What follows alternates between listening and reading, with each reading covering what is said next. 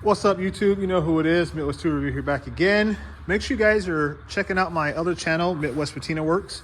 I think I'm going to upload this video on both channels just to cover my bases. Wanted to give you guys an update on the shop, the truck, etc. Because I've not done any videos here lately.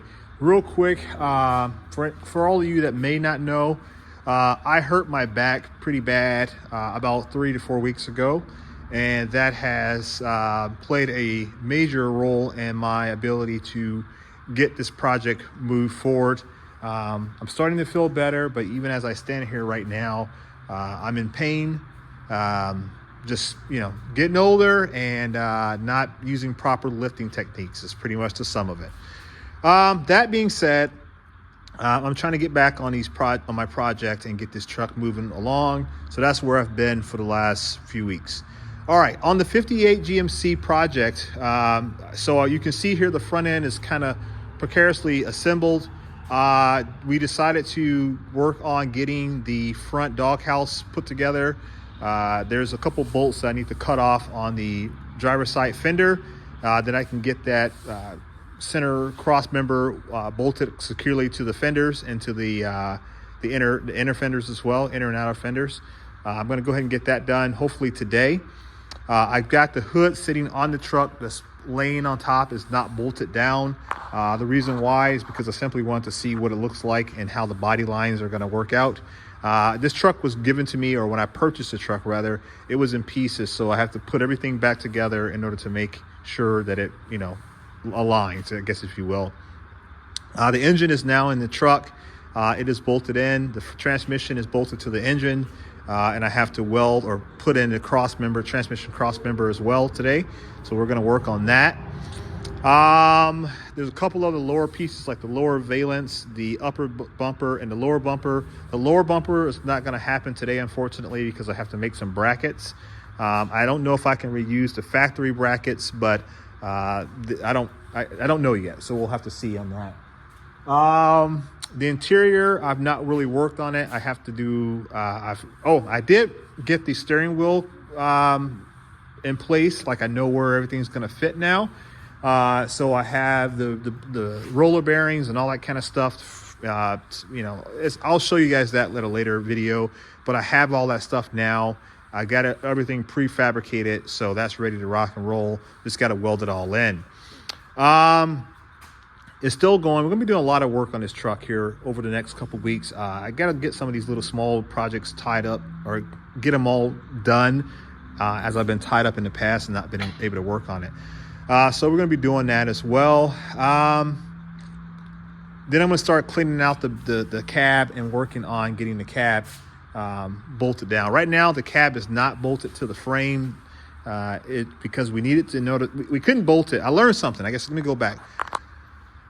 I learned that if I were to do this project all over again, I would try to make sure everything's fully assembled for the most part, and then take everything off complete. I would also make sure that I put the engine and trans first, in the chassis first, because that dictates, especially when you're going with a later model chassis on a early truck body, because you need to know where everything is going to fit. Now, all you guys who've done this before or have that experience, you probably already know that.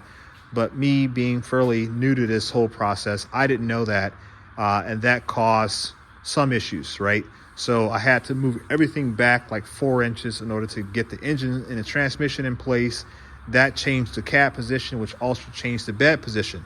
That's fine, because what that did was allow me to line up the wheels to the wheel wells to make sure everything was seated properly. So it had to be done regardless, but I could have saved myself some time by knowing to do that from the beginning. That's whatever it is. We had to order one more part, and that's the cab corner for the driver's side. I thought about repairing the original one. I looked at it just a few minutes ago. It's too rotted out. I don't want to do that. I'm just going to go ahead and put a new cab corner on. I'm eventually going to fix the driver's side lower portion of the fender there, but for now, I think I'm just going to go ahead and bolt it up and let it be as it is. And ultimately, we'll be getting new fenders. That'll probably be a year from now. Those fenders are expensive. They're like $450 per fender, plus additional $150 for shipping. So it is a very expensive part to buy. And I just don't want to spend the money on that right now. Let me see here. So that's where we're at on that. For the most part, the truck is coming along. So the bed's kind of cattywampus right now because, like I said, we haven't had anything bolted in. So it is what it is. But she's coming along. I'm happy with the progress. I've been working on kind of cleaning out the shop a little bit. My wife's been generously helping me to do that because, like I said, my back is shot. I just don't have the strength to move things around like I need it to. My brother has been coming over to help me with that as well. My buddy Ryan came over today. I helped him work on his Defender, Land Rover Defender. So we worked on that for a little bit. Been kind of getting my bike ready to roll because I'm part of a motorcycle club. So I got duties I have to do for that as well. So it's just been very, very busy life. Even though I've been in pain, I've still had a lot of stuff to do.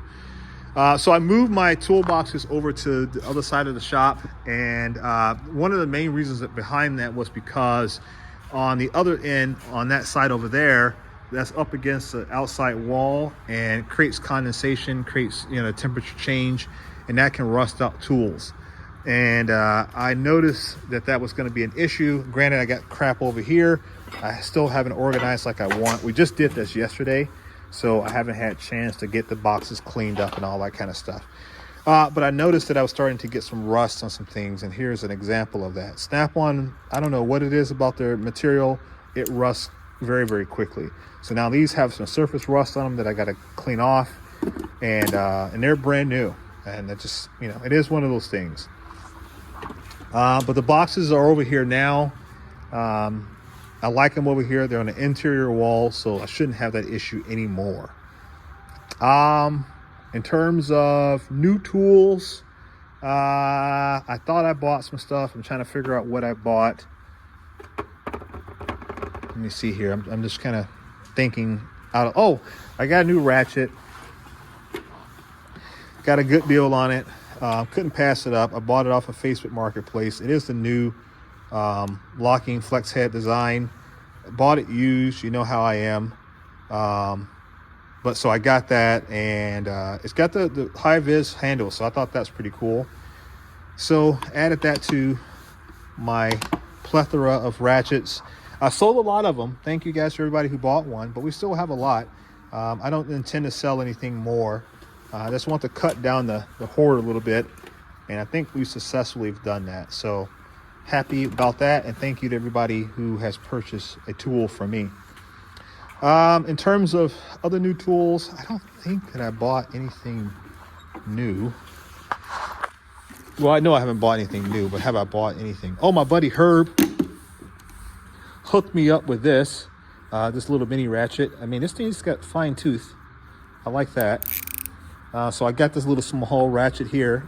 Probably great for getting up in the dashboard of my truck, getting some things bolted down or taken out. So that'll be a cool little ratchet for that little roto head. Shout out to Herb and Dave and Ed over at Amateur Hour Restorations. If you guys haven't checked out their channel, go check them out. They're building two 69 Dodge Challengers. They're building a 57 Chevy Bel Air and a, what is, Dave, you're gonna kill me, buddy. I can't think what year his Chevelle is. 65. I'm not sure. I can't remember what year it is, but he's building a Chevelle. So those guys have been really helpful with me getting some things done on my own projects, and I'm time to time I go over to their shop and help those guys out as well wherever we can. So check out Amateur Hour Restorations, guys, if you get a chance. I'm just kind of thinking about all the tools because this is going to be primarily for the Midwest Tool Review channel. You guys saw my last video where I got the socket set, so we already talked about that in the past. I got some cool stuff I'm working on with a certain company to design a new set of tools. I'm not going to share any information about that yet until they give me the A-OK to do so, of which I have not received. Yeah, other than that, I think that's pretty much it. I don't have anything new at the moment. Like I said, it's been slow going over here at my shop because, like I said, I've been hurt and I've not been able to do a whole lot of anything really. yeah, so everything's still a mess. The tools are all over the shop. You know, I come out and work a little bit, start feeling some pain, and then I go back inside and kind of let the back rest up a bit. Yeah, so that's what I'm gonna be working on. I just want to give you guys an update on what we got going on. So hopefully you're still invested in seeing this build, because I'm invested in doing it. So you know, it just, life sometimes gets in the way and you have to hit the reset button, take a step back. So that's what we did in the name of health, and I'm starting to feel a little bit better, and so I want to keep things moving along. All right, guys, that's all I got for you today. Hope you liked the video. Make sure that you subscribe to the channel, and I'll catch you guys on the next video. Peace.